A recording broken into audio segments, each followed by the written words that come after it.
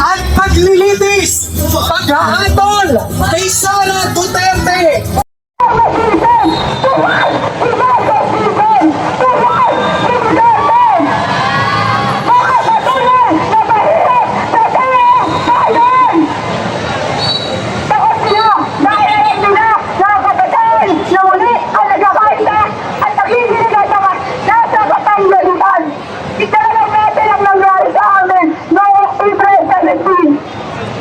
Tanggol karapatan, manggagawang pangkalusugan, mga kabataan, ng reaksyonaryong gobyerno ng Pilipinas.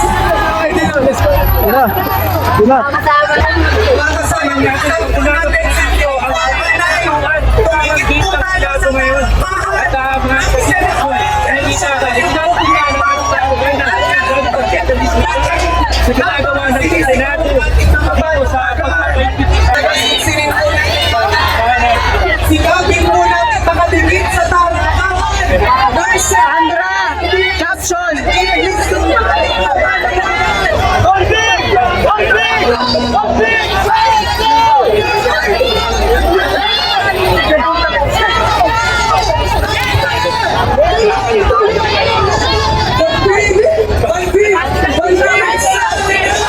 accountability, justice, at peace. Bakit po ba natin ito sinasagawa, mga mahal nating kababayan? Sapagkat hindi naman po kaila sa atin nasira na po ang reputasyon ng ating bansa.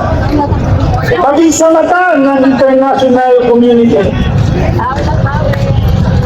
Paunti po ng paunti ang nais magpautang at mag-invest sa ating bansa dahil sa malalang isyu ng katiwalian at kawalan po ng transparency. Isipin niyo mga kababayan, mismong Pangulo ko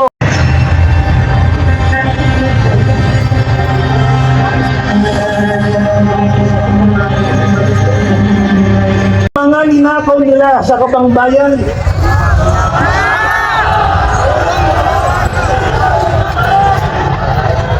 Para sa ganon, magamit po sa mga programang makapagbibigay ng tunay na tulong at serbisyo sa ating mga mamamayan.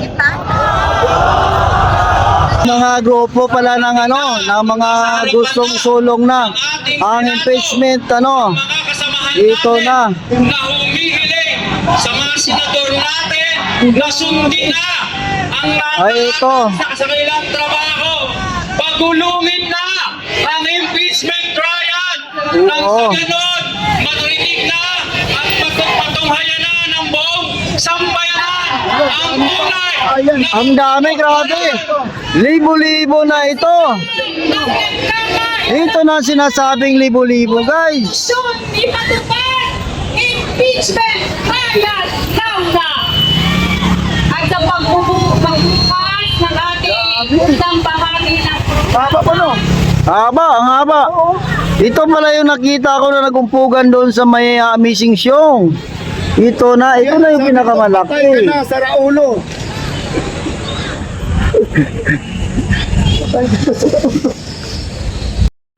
Ano ko naman siya? Mula sa Ang Education Student at kami ang inyong mga tagapagpadaloy sa programa ngayong hapon.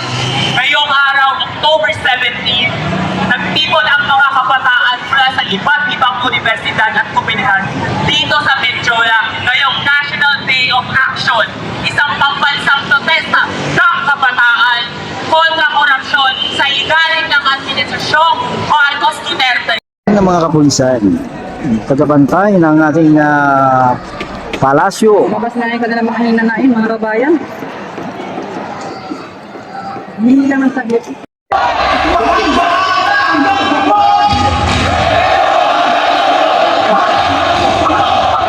Investigasyon!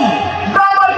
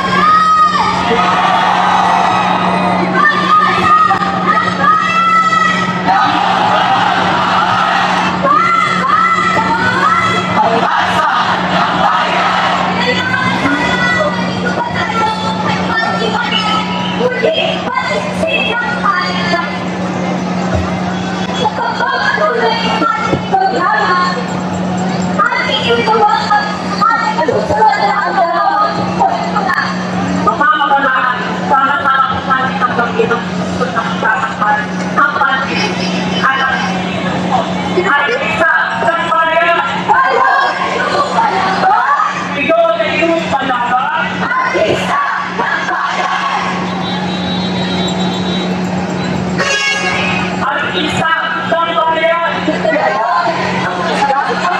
Ikaw ang iyong palaban.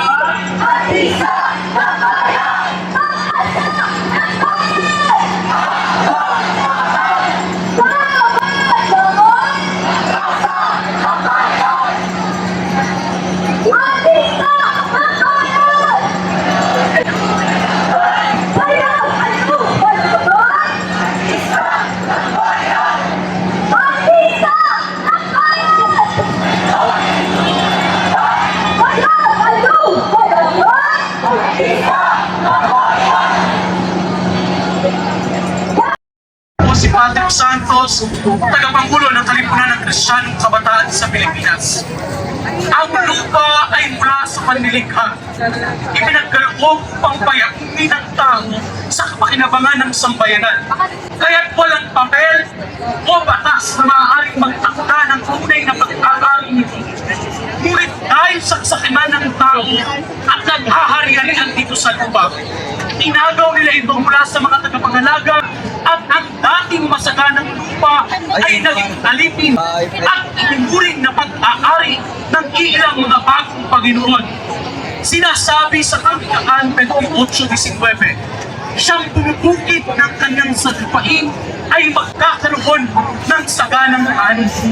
Pero ang magsasakang Pilipinong lumikha ng pagkain ang siyang nagugutom. Mayorya sa kanila ay walang sariling lupang sinasaka dahil mismo ang pamahalaan, ang gobyernong ito, ang gumagawa ng batas upang gawing legal ang pangangkap ng lupa. Hindi rin sapat ang suporta ng pamahalaan sa lokal na konstitusyon. Ang interes ng dayuhan ang nagigilap. Ang pinamumuna kung kaya't lalong nagigilap ang mga kapatid natin mga magsisamba. Kaya ang panawagan ng taong simbahan sa ngalan ng Diyos ng katarungan, tulungan niya tayong ibagsak ang paghaharing feudal. Sinasabi sa Exodo 20:15, huwag kang magnanakaw. Ngunit sa kasalukuyan, ninanakawan ang pinagsasamantalahan ng sambayanan. Sa paglakay itong mabigyan